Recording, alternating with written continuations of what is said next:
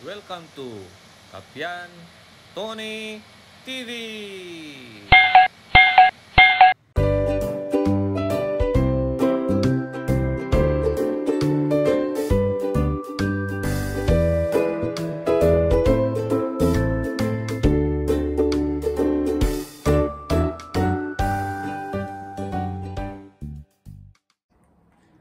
Magandang araw po sa ating lahat. Ngayon po may gagawin tayong isang electric fan. Ito, kung ginagamit mo ito ay maingay. Kasi pag isang electric fan, pag maingay na, ang diferensya nito ay maluwang na yung bushing. So tingnan natin. Ito, sasaksak natin. Yan. Tapos ayan o mga kaibigan, napakaingay. Pag ganyan kaingay ang electric fan, di ka na makatulog paggabi. Kakalasin natin tong electric fan na ito at magpapalit tayo ng bushing. Ipapakita ko sa inyo kung paano ang simpleng pagpalit ng bushing, kagaya itong electric fan na ito. At saka itong electric fan na ito kasi wala siyang metal pot, yung spring kaagad. So okay, kalasin natin. Tanggalin ko muna sa outlet.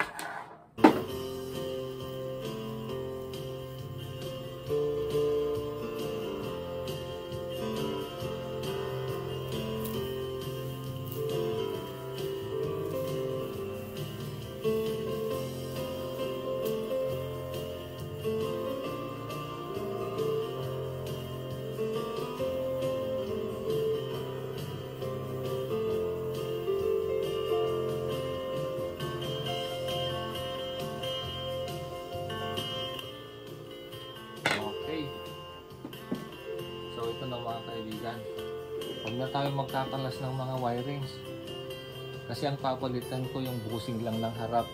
Ito para mas mabilis. Yan, tanggalin na natin ng sila. Tapos gamitan natin uli ng electric drill.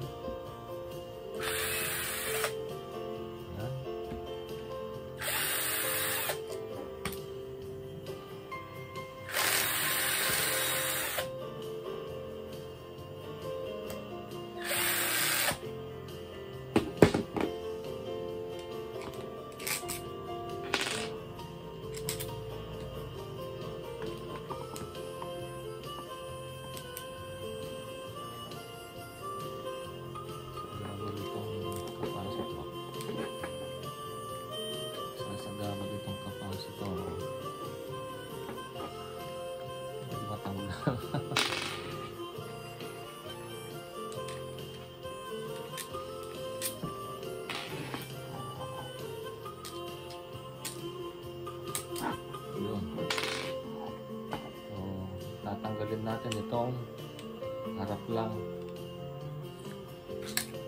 Ayun mga kaibigan. Lapit natin.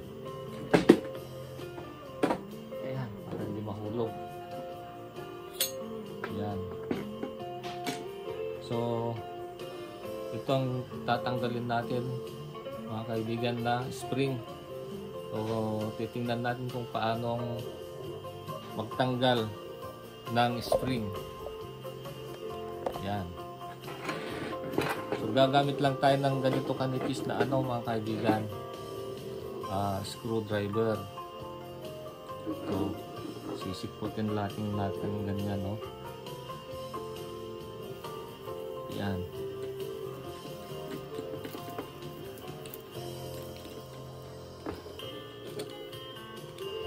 Siputin lang natin. Yun, lumabas na. Kunti pa. Yung sipot pa. Yun. Kita nyo mga kaibigan, no? Lumabas na, oh.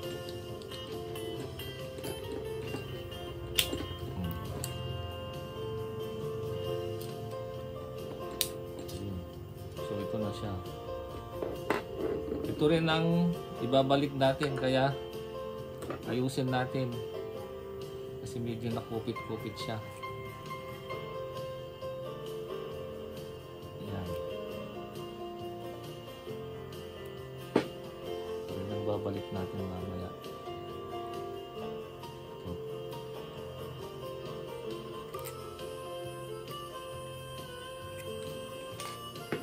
So ang palitan natin ay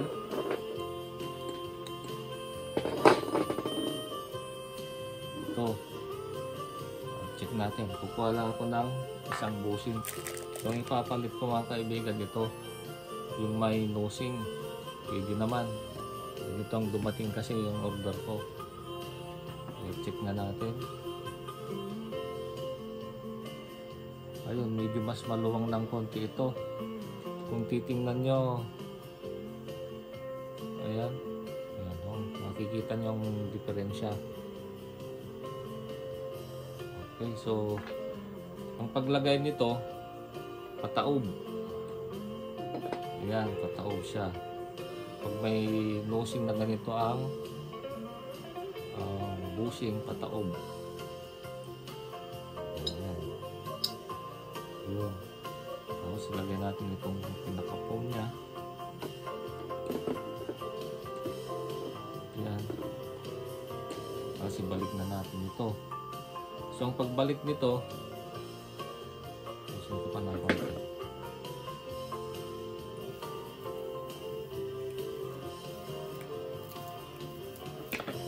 So pag ganyan siya, yung pinaka ko niya dito, pinakataas.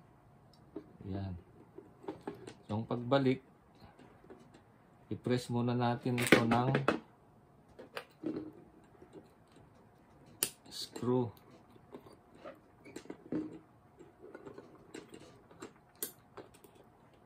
I-press lang natin na ganyan. Kung ganito ang gamitin nyo, isisikwat nyo lang na ganon mga kaibigan, oh. Ayan, pag nakaganyan na, pupunta kayo doon sa may space ng konti, tapos sikwat pababa.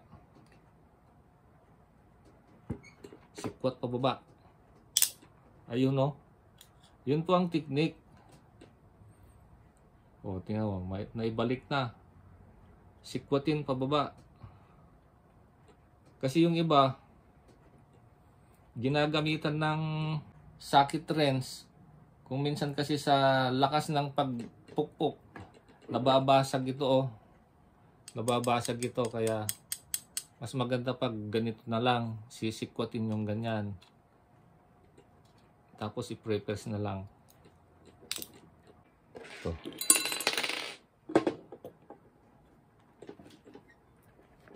Ayun. So yun na mga kaibigan, pumasok na. Ayan mga kaibigan, pumasok na, oh. Tingnan yung pagka...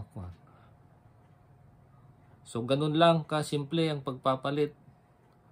Kasi pag gagamitan mo nga ng socket wrench, biglang pukpok na ganun, nababasag itong mga ito. Para hindi mabasag, ganun lang, screwdriver na maliit na ganito. Kasi sinisikwat lang na ganyan. Okay. So ganun lang mga kaibigan. Lilihan ko lang ng konti itong shafting, tapos balik na natin.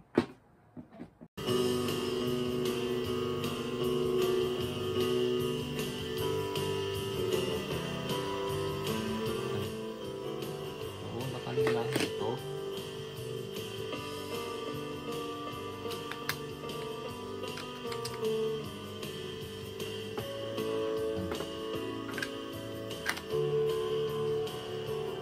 Testing natin mamaya yung mga spacer kung okay na. Ganyan.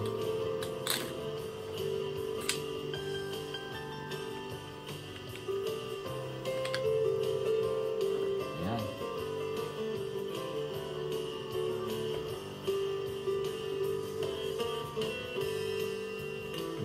mahigpit. O walang play, magbabawas tayo ng spacer.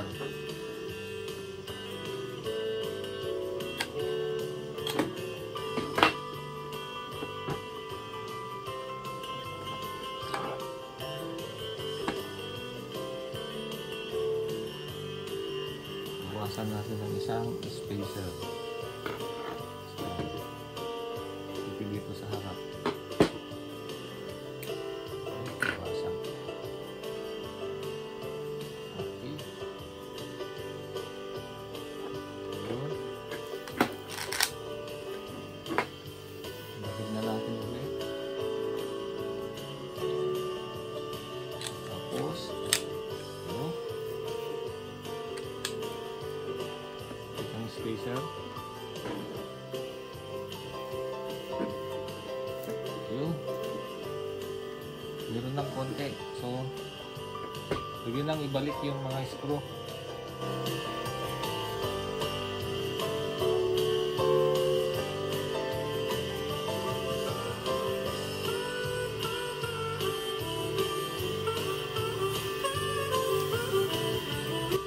Yun. So, testing muna natin kung tanggal yung ingay. Saksak ko na sa outlet. Lagyan natin ng tape para makita natin kung may ikot. Number 1. Ayan na mga kaibigan, oh. Tanggal yung ingay. So, i-assemble ko muna to. Tapos, check natin din mamaya kung nawala yung ingay niya. Okay.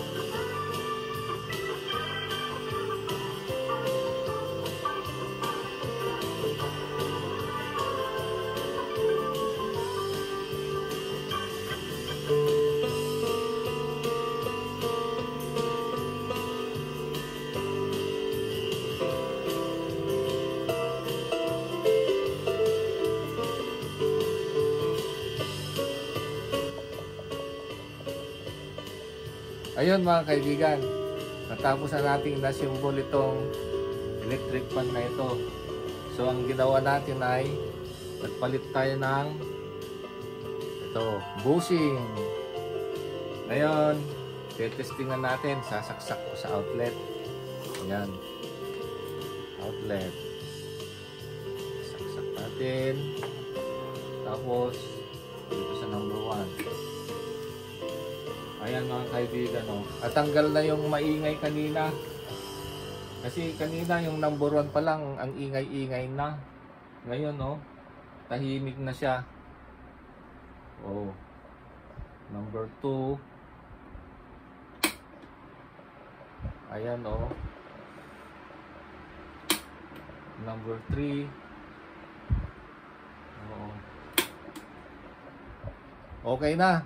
Nawala yung ingay.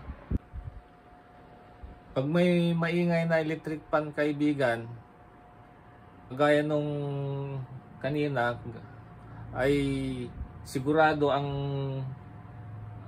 diferensya nun ay maluwang na yung bushing ito. So naway may napulot po kayo sa ginawa kong video, lalong-lalo na doon sa pagbabalik ng spring doon sa bushing, yung sisikwatin mo lang pababa ganon, tapos yun na, maglalapat na. Pre-press mo na lang ng screwdriver, maglalapat na yon. So nawa po, nagustuhan nyo itong video kong ito, at huwag nyo na rin kalimutan mag-like, share, and subscribe para sa mga susunod kong mga videos ay ma-notify po kayo. Bye-bye and God bless.